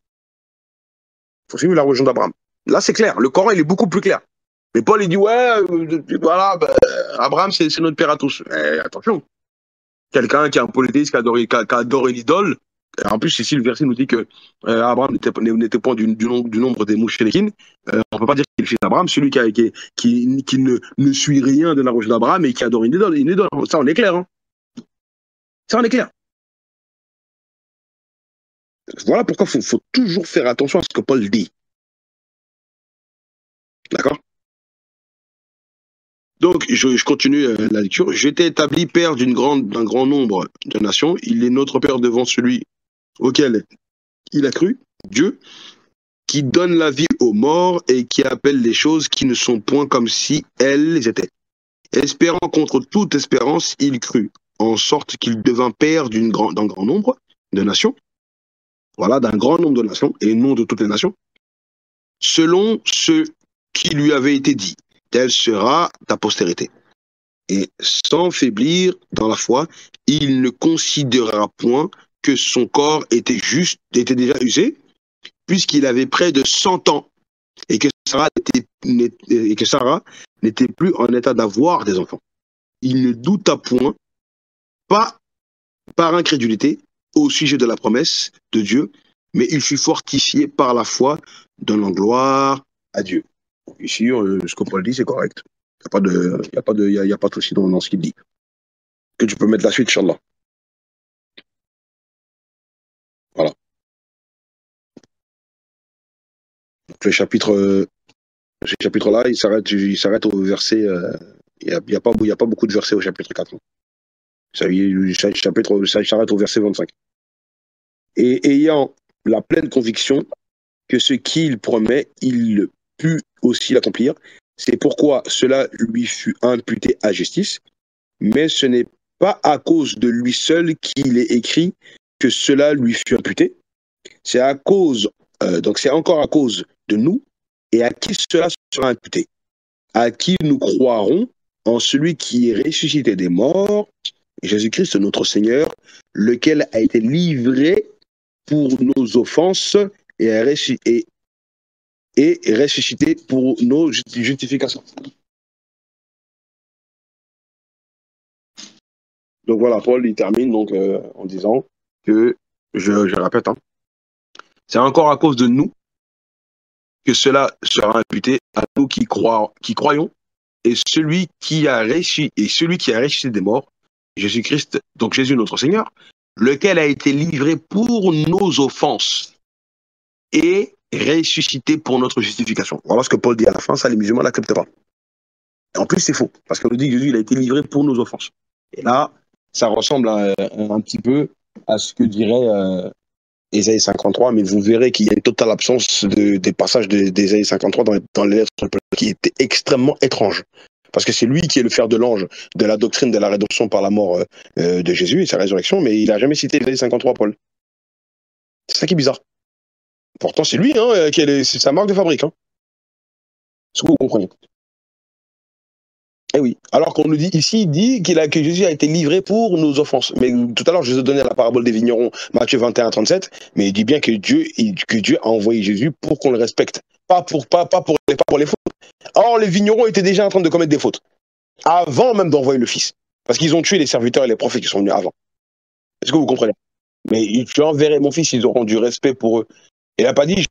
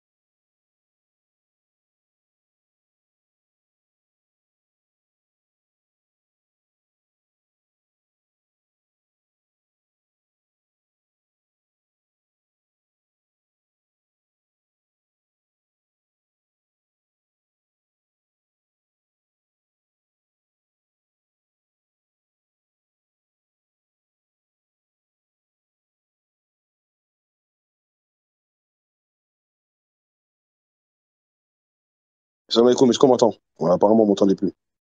Ah, vous m'entendez plus à partir de où?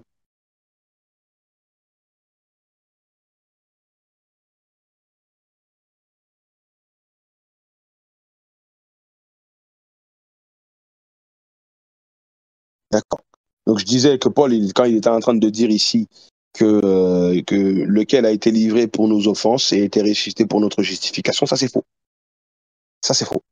D'accord? Parce que comme je l'ai bien dit dans la parabole des vignerons, Matthieu chapitre 21, verset 37 qu'on a lu tout à l'heure, on nous dit bien que les vignerons, ils ont commis plusieurs fautes en tuant les serviteurs, qui symbolise les prophètes dans la parabole. Après leur faute, il leur a envoyé son fils, Jésus. La parabole, il a envoyé son fils pour les fautes des vignerons. Et justement, à cause des fautes des vignerons, c'est ça la contradiction. À cause des fautes des vignerons, parce qu'ils vont tuer aussi le fils, Dieu va venir, donc le maître de la vigne, et il va tout arracher, il va les châtier.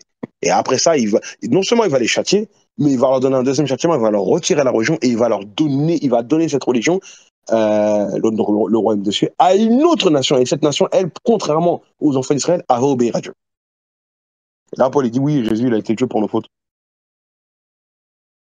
Ça n'a pas de sens. Et je vous donner une image. Si par exemple, vous êtes propriétaire d'un appartement, vous achetez un appartement, vous le mettez en location, vous mettez un locataire là-bas. Le locataire que vous mettez, il met 6 mois, 1 an, il ne paye pas. Pas un loyer. Normalement, vous êtes en droit de pouvoir le faire expulser.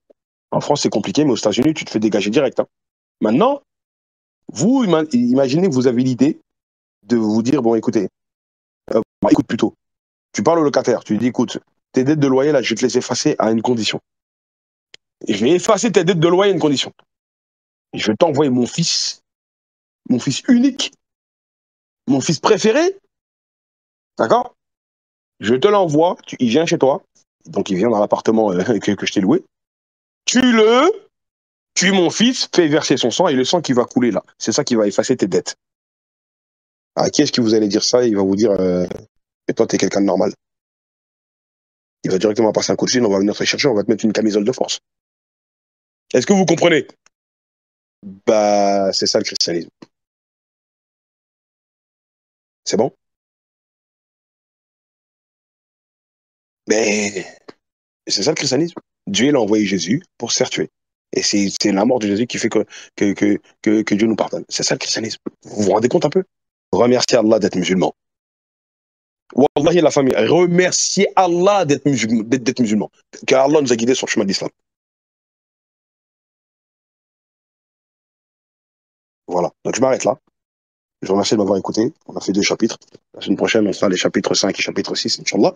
Et c'est dans le chapitre 5 qu'on verra que c'est sur ce chapitre-là que les chrétiens se sont basés pour établir la doctrine du péché originel. Donc, on passe une phase de questions-réponses, Inch'Allah.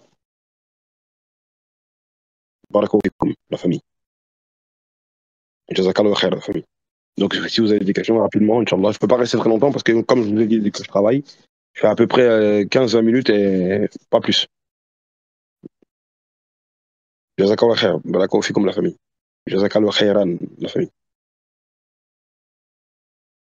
Donc, il y avait des questions tout à l'heure, si vous pouvez les reposter. Donc, Jetnir, tu dis quoi? Salam alaikum, je voulais savoir si pour les chrétiens, il faut croire en la mort et la résurrection de Jésus pour avoir les péchés lavés. Et à quoi ça sert la confession du coup? Ben, c'est exactement, Jetnir, cette question. Mais j'ai déjà fait un cours là-dessus. Hein. J'ai déjà fait un cours là-dessus, que la mort de Jésus a servi à quoi en fait? C'est-à-dire que j'ai déjà fait un cours là-dessus. Si, Inch'Allah, envoie-moi un message en privé, il faut que je le retrouve et je te l'envoie.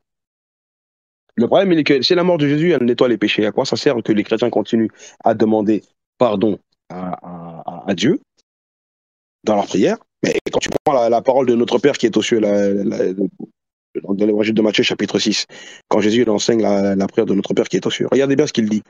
Prends-moi Matthieu chapitre, la parole de notre Père qui est aux cieux, Matthieu chapitre 6, à partir du verset 9 à 11. Regardez ce que Jésus dit, ce qu'il enseigne. 9 à 11. Voici donc comment vous devez prier. Notre Père qui est aux cieux, que ton nom soit sanctifié, que ton règne vienne, que ta volonté soit faite sur la terre comme elle est faite au ciel. Donne-nous notre pain quotidien. Notre pain aujourd'hui, notre pain quotidien, d'accord? Mais la suite.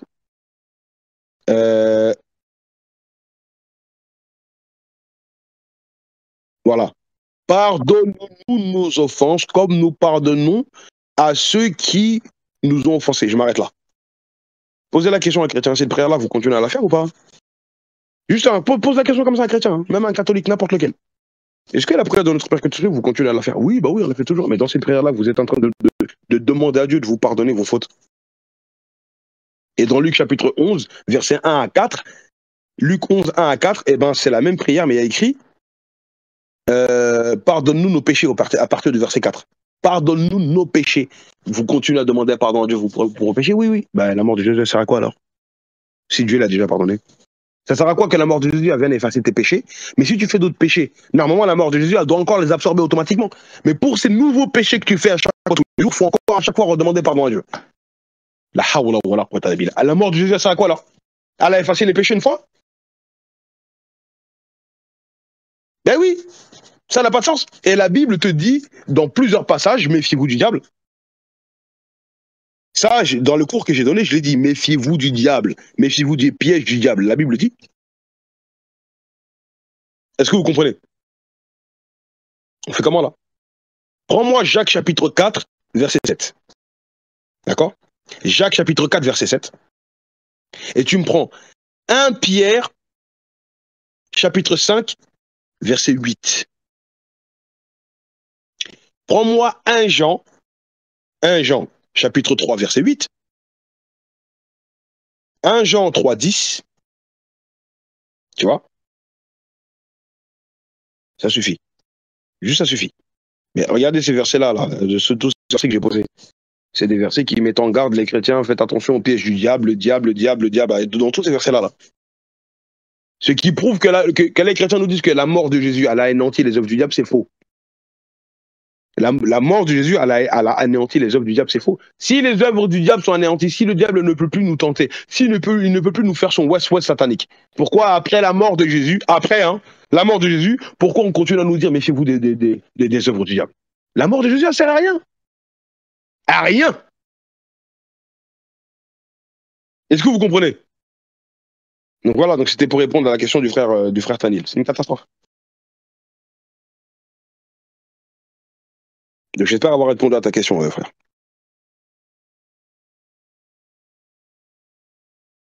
Donc Marim elle pose une question, Barakallahu fikoum pour les cours. Je voulais savoir par rapport à Ibrahim dans Jacques, il est dit que c'est l'ami de Dieu. On peut le retrouver ailleurs dans la Bible, car ça confirme le Saint-Coran qu'Ibrahim est l'ami intime de Dieu. Je savais pas, alors, parce que le texte il est parti là, je savais pas que dans la Bible. Oui, bien sûr. Ouais, en fait, moi, en tout cas, le passage que je connais, c'est le passage de Jacques que j'ai cité tout à l'heure où il dit qu'Ibrahim, il est l'ami d'Allah. Et c'est la même conception qu'on a. Bah, donc, si tu ne savais pas, bah, alhamdoulilah, tu as appris quelque chose. Tu as appris quelque chose. Tu vois. Donc, moi, ma connaissance, c'est le Nouveau Testament qui le dit. L'ami de Dieu chez les Juifs, faudrait voir. Parce que j'ai pas fait l'étude complète encore de l'Ancien Testament. Euh, S'il y a écrit qu'avec Ibrahim, alayhi salam, il est l'ami de Dieu. Faudrait voir, Inch'Allah. D'accord? Mais en tout cas, moi, je connais le passage de Jacques 2, 23. J'ai pas vu de passage dans l'Ancien Testament, mais peut-être que ça existe. D'accord? Faut voir.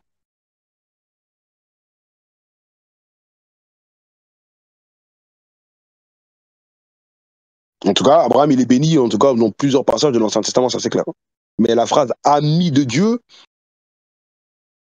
faut voir. OK? Donc, tac, tac, tac.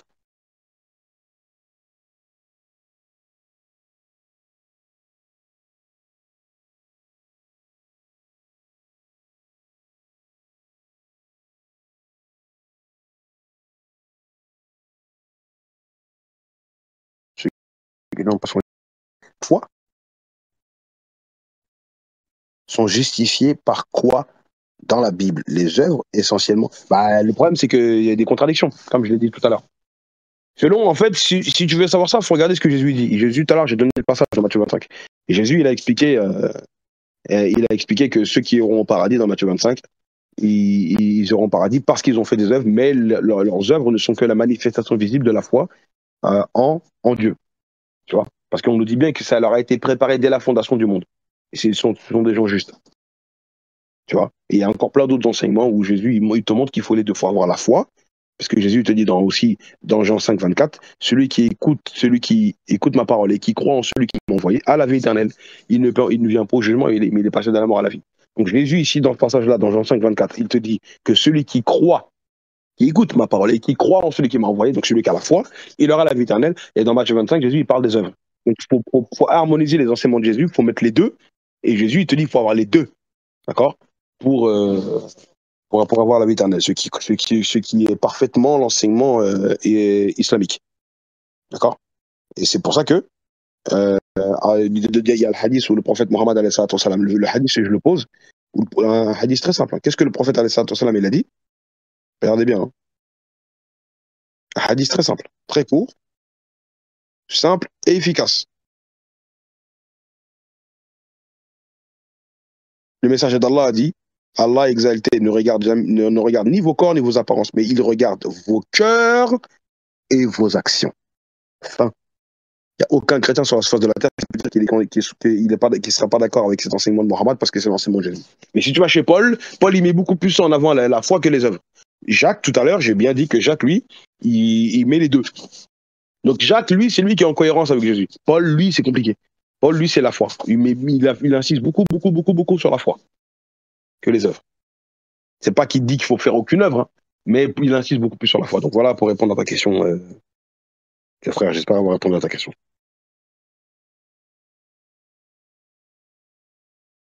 En tout cas, c'était pour répondre à Mohamed Adjaza Ibn Mali. Ibn Mali. S'il n'y a pas d'autres questions, pour l'instant, je vois pas d'autres questions. Il fallait jouer le diable, tout simplement.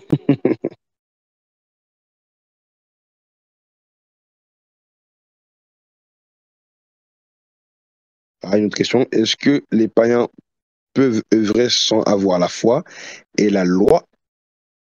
Celui-ci peut rejoindre le royaume des cieux. Si tu me parles selon la Bible, non. Et Paul, en fait, il est en train d'expliquer qu'il faut avoir les deux. C'est ce qu'il explique depuis le début du chapitre 1 de la lettre aux Romains. C'est ça qu'il voulait expliquer, Paul. Il faut avoir les deux. Si tu n'as que les œuvres, si tu n'as que les œuvres pour un juif, hein, attention, après, il faut savoir de qui on parle. Pour un juif, si tu n'as que les œuvres, si tu n'as que la circoncision, mais tu n'as pas la foi, ta circoncision devient incirconcision. C'est ce que Paul te dit. Tu vois.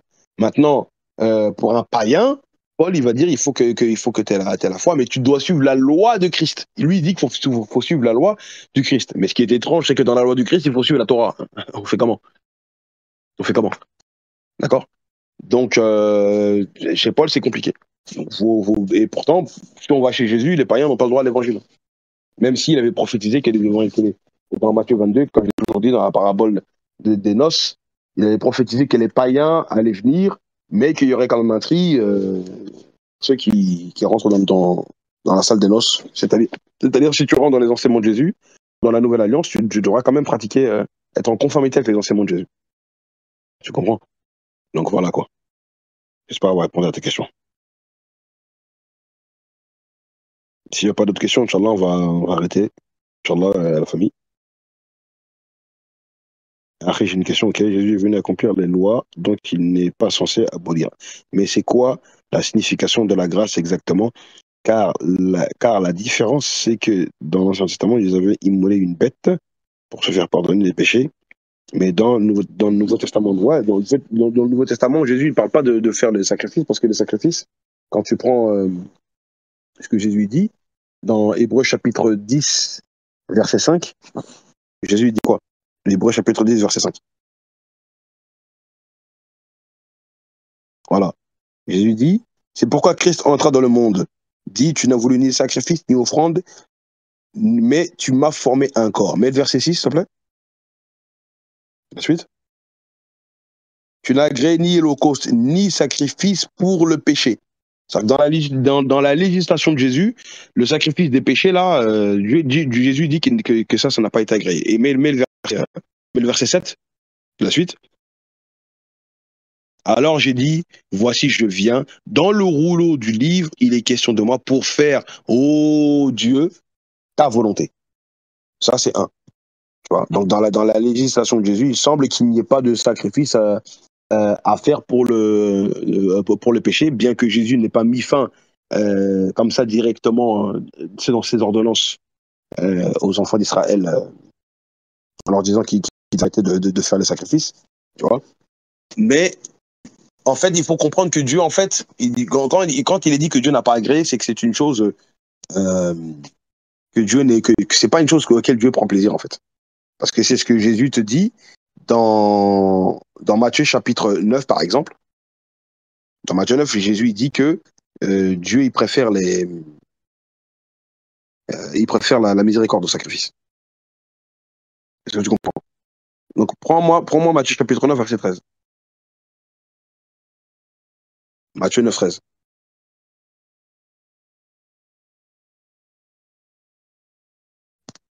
Donc ici, Jésus dit quoi? Allez et apprenez ce que signifie je prends plaisir à la miséricorde et non au sacrifice, car je ne suis pas venu appeler des justes, mais des pécheurs. D'accord? Donc Jésus dit ça dans Matthieu 13 et Matthieu 12, 7. Matthieu 12, 7 aussi. Si vous saviez ce que signifie je prends plaisir à la miséricorde et non au sacrifice. Attendez, je vous reprends. Bougez pas, hein.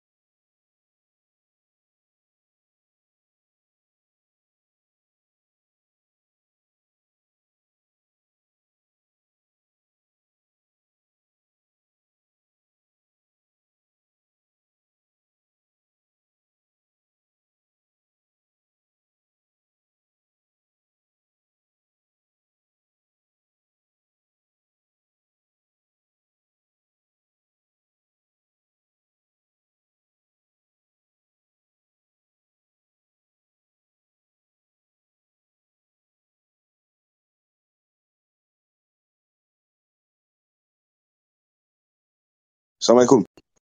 Excusez-moi, j'ai reçu un appel, donc j'ai été obligé de couper. Est-ce qu'on m'entend? Oui, ok. Donc, excusez-moi, j'ai reçu un appel. Donc oui, en fait, de ce que je disais, Dieu il avait donné une loi aux Juifs pour que les Juifs, il avait donné plusieurs commandements, plusieurs sacrifices différents dans l'Ancien Testament pour que Dieu pardonne les péchés des enfants des enfants d'Israël. D'accord? Donc, de ce que je disais, c'est que Jésus il est en train de citer des passages du livre de Osée de mémoire quand il dit donc allez apprendre ce qu'est la miséricorde. Et je préfère la miséricorde au sacrifice. D'accord? Donc donc ici c'est quoi? Si vous saviez ce que signifie je prends plaisir à la miséricorde et non au sacrifice, vous n'aurez pas condamné des innocents. Mais ici cette parole elle remet complètement en cause le christianisme parce que Jésus lui-même, il est innocent et en plus Dieu il dit par la bouche de Jésus qu'il prend plaisir à la miséricorde et non au sacrifice. Mais les chrétiens nous disent que c'est Dieu lui-même qui a fait un sacrifice. Il a sacrifié son propre fils. On fait comment là? On fait comment? Je ne sais pas si vous vous rendez compte. Ça contredit clairement le fait que Dieu a envoyé Jésus pour mourir. C'est n'importe quoi. Vous comprenez? Voilà. Donc maintenant, tu m'as dit, Rakilou, tu peux réexpliquer comment les Juifs faisaient pour se faire pardonner euh, pour leurs péchés en sacrifiant. Oui, ça tu le verras dans la Torah, dans Lévitique, dans Lévitique chapitre 15. Dans Lévitique chapitre 15, tu vois que Dieu il enseigne dans Lévitique. Attends, je me rappelle bien. C'est dans Lévitique 15 ou que je me rappelle, hein, bouge pas. Ouais, normalement c'est normalement c'est Lévitique chapitre 15. Normalement.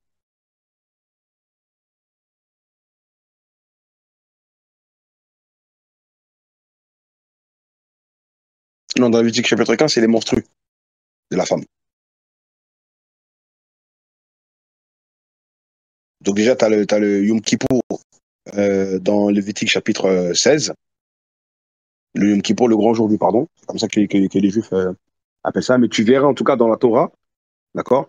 De mémoire, c'était Lévitique 15, hein, où Dieu il ordonne aux enfants d'Israël de sacrifier un animal pour qu'ils aient le péché de culpabilité. De voir l'animal que t'as élevé depuis et qu'on est obligé de le sacrifier à cause de toi et que son sang il coule, ça va te faire culpabiliser le fait de voir ça pour que tu arrêtes de faire les péchés. Tu vois, pour que tu culpabilises pour le péché que tu as fait. Est-ce que vous comprenez? Donc voilà. Donc de toute façon, Inch'Allah, je ferai de toute façon le cours là-dessus. D'accord? Donc tu peux prendre le Lévitique chapitre 4. Dans le Lévitique chapitre 4, on te parle beaucoup de sacrifices. Dans le Lévitique 4, tu lis le chapitre 4 en entier. Tu verras comment Dieu il a parlé des holocaustes. Tout le chapitre 4. D'accord? Donc voilà, j'espère avoir répondu à ta question. Il n'y a pas de problème, Terni. De toute façon, là, on va arrêter. Il faut que j'arrête, Inch'Allah.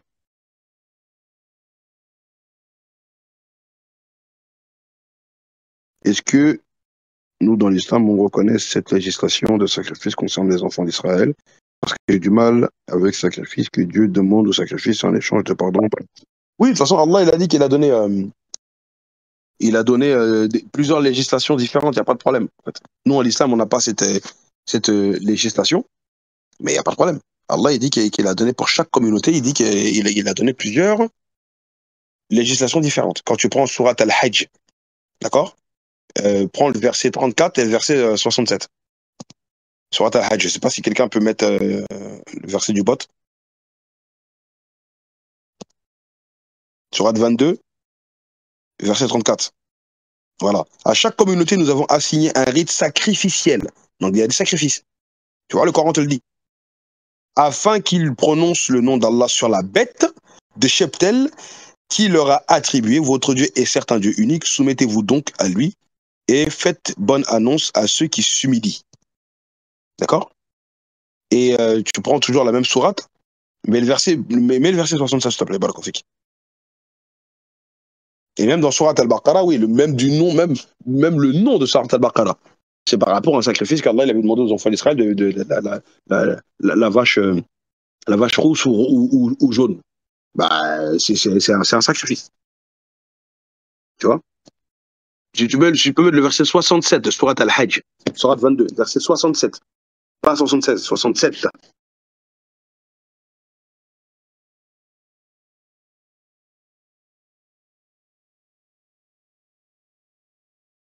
Verset 67, Inch'Allah. Voilà. À chaque communauté, nous avons assigné un culte à suivre, qui ne dispute donc point avec toi l'ordre reçu et appelle ton Seigneur. Tu es certes sur une voie droite. Tu vois? Donc ici, dans le verset 34, Allah il a bien dit qu'il avait donné la législation de, de sacrifice et de égorger une bête en donnant le nom d'Allah.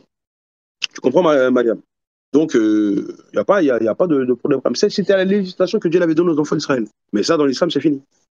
Et le sacrifice, bien sûr, on fait le sacrifice par rapport à la fête de l'Aïd, par rapport à Ibrahim, il n'y a pas de problème. Mais dans l'islam, c'est vraiment la rahma d'Allah. Tu fais l'odo, tu fais les ablutions, tu fais salat, c'est vraiment comme ça qu'Allah te pardonne. Tu comprends? Mais je ne comprends pas trop pourquoi il est répand du sang sur les autels comme Moïse. Nous, on ne le fait pas. Nous, oui, en fait, cette législation, nous, on ne l'a pas. C'était la législation qu'Allah il avait donnée à qui? Aux enfants d'Israël. C'est tout, il n'y a pas de problème. Donc c'était des règles, des lois qui étaient pour eux. Nous, Allah il nous avait cette loi-là, elle est abolie. Tout simplement, c'était la loi qu'Allah il leur avait donnée. Donc les deux versets que je t'ai donnés l'expliquent. C'est tout. Donc c'est pour ça que c'était un rite sacrificiel que Dieu l'avait donné. C'est la sourate Al-Hajj, elle est claire. Hein. Tu comprends pas?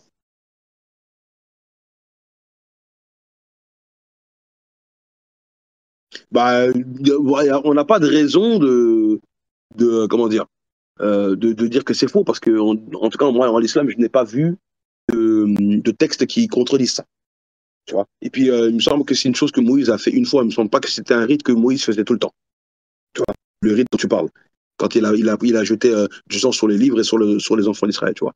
Mais même si c'était un rite que Moïse il a fait, il n'y a pas de problème avec ça. Parce que c'est la législation qu'Allah il avait donnée à Moussa alayhi salam. Nous, on ne le fait pas parce que le Coran n'a pas établi ce rite-là. Tu comprends?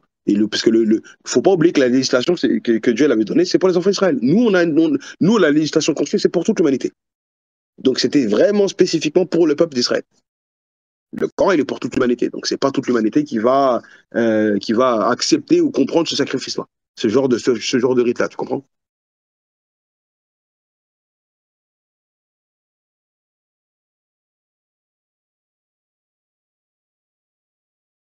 Tu me dis, sauf pour le Hajj, à certaines conditions. Bien sûr, moi, Mohamed.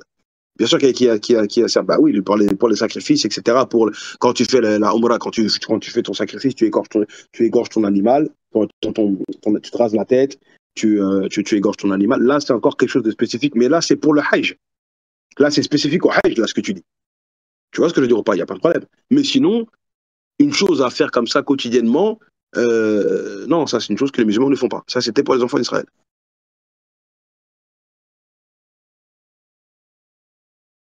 Te prends pas la tête avec ça, Mariam. C'est pas la législation qu'Allah t'a demandé de faire. C'était pour les enfants d'Israël. Tu vois.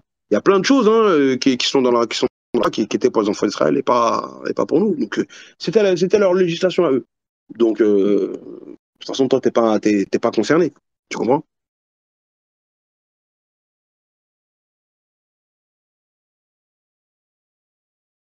Ouais, voilà, c'est ça, Barbe Noire, exactement.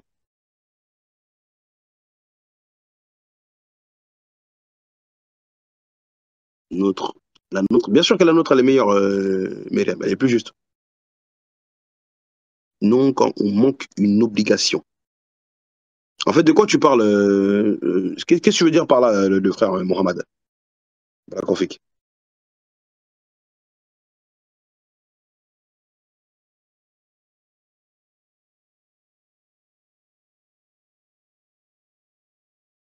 Ouais.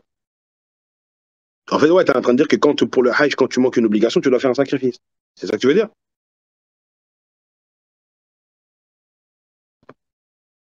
Oui, il n'y a pas de problème avec ça. Mais, moi, ce que j'expliquais tout à l'heure, c'est-à-dire que le rite de faire les sacrifices, c'est quand les enfants d'Israël font des péchés. Donc c'était quelque chose qu'ils devaient faire tout le temps, tout le temps, tout le temps, tout le temps, tout le temps. Nous, on n'a pas on n'a pas cette législation. C'est pour ça que j'ai expliqué que c'est différent. On n'a pas la même législation. Tu vois? Donc moi, je suis pas rentré dans le. De toute façon, moi, je m'y connais pas dans ce truc-là, par rapport, tu sais, au sacrifice qu'on doit faire par rapport au Hajj. Moi, c'est pas quelque chose que j'ai étudié. Je sais que ça existe. Mais c'était pour expliquer à la sœur Mariam que nous, le rite qu'on a, il n'est pas comme celui des enfants d'Israël. Les enfants d'Israël, c'est tout le temps eux qui devaient faire des sacrifices. Nous, c'est dans des contextes différents. Voilà, c'est tout. T'as capté? C'était juste pour expliquer à Sœur Mariam, parce qu'elle a voulu faire une comparaison avec notre législation et la leur. Voilà, c'est tout.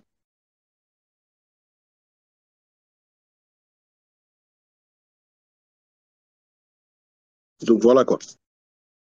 Donc la famille, on va s'arrêter là, Inch'Allah. Il est tard. Je vous remercie de m'avoir écouté. Je vous remercie de m'avoir écouté. Comme d'habitude, il est tard, il est déjà 1h du matin. Donc, barakallahu fikoum pour m'avoir écouté. Comme d'habitude, c'est toujours un plaisir comment dire, de vous donner cours. Hein. Jazakallah khair, jazakallah khairan, la famille. Barakallahu fik, Mohamed. Et à vous tous, Sœur Maria, Jetmir, Chameau Blanc, Barbe Noire, tous les frères qui sont là. Il me semble qu'il y a même Georges Autran qui est là, mais aujourd'hui, il a été très sage, comme ce qui n'est pas en général son habitude, mais c'est bien. Hein. S'il n'avait pas de choses à dire, bah, tant mieux. De toute façon, j'ai pas le temps de rester plus que ça. Donc, alhamdoulilah, rabbil alamin. Même le frère Lebu aussi, hein, par le conflit à vous. Donc, Allah vous, même SO34, Mohamed Al-Gaza, tout le monde, tous les frères qui sont sur le groupe, qu'Allah vous bénisse, qu'Allah vous donne la baraka, qu'Allah vous pardonne vos péchés, passés, présents, futurs, qu'Allah vous bénisse, qu'Allah vous fasse réussir vos projets, qu'Allah bénisse vos familles, qu'Allah vous apporte la santé et que surtout qu'Allah préserve votre foi. Parce que à l'époque à laquelle on vit, vous connaissez bien le hadith où le prophète il a dit qu'il arrivera un moment pour que le musulman puisse tenir sa religion, ça sera comme s'il tenait une c'est quoi le terme? Comme s'il tenait une brèche de feu dans sa paume, dans sa main. Bah, on est à cette époque-là. Moi, quand j'ai fait la Umrah, ils nous ont dit, vous allez retourner en France, vous allez retourner dans un pays de koufr, un pays où on n'aime pas les musulmans. C'est pas facile d'être musulman en France pour ceux qui vivent en France, et même d'autres pays aussi. D'accord? Donc, vous êtes vous êtes des héros en réalité. Parce que c'est pas facile en France d'être musulman, on est dans un pays, même si la France, moi, c'est un pays que j'aime, hein, mais vous le voyez bien, les médias, c'est souvent compliqué. Donc, qu'Allah préserve votre foi. C'est ça qui est le plus important et qu'Allah fasse que nous mourrons dans sa soumission à sa volonté lors de notre dernier battement. Donc, je vous donne rendez-vous pour jeudi prochain, Inch'Allah, pour la suite de la lettre aux Romains. Donc, merci à vous, chapeau bas.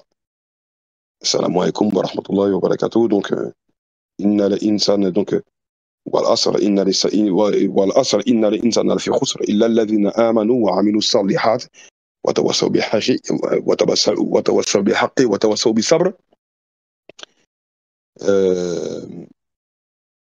Qu'Allah vous préserve et je vous donne rendez-vous prochain Inch'Allah. سبحانك اللهم وبحمدك أشهد أن لا إله إلا أنت أستغفرك وأتوب إليك. والعصر إن الإنسان لفي خسر إلا الذين آمنوا وعملوا الصالحات وتواصوا بالحق وتواصوا بالصبر.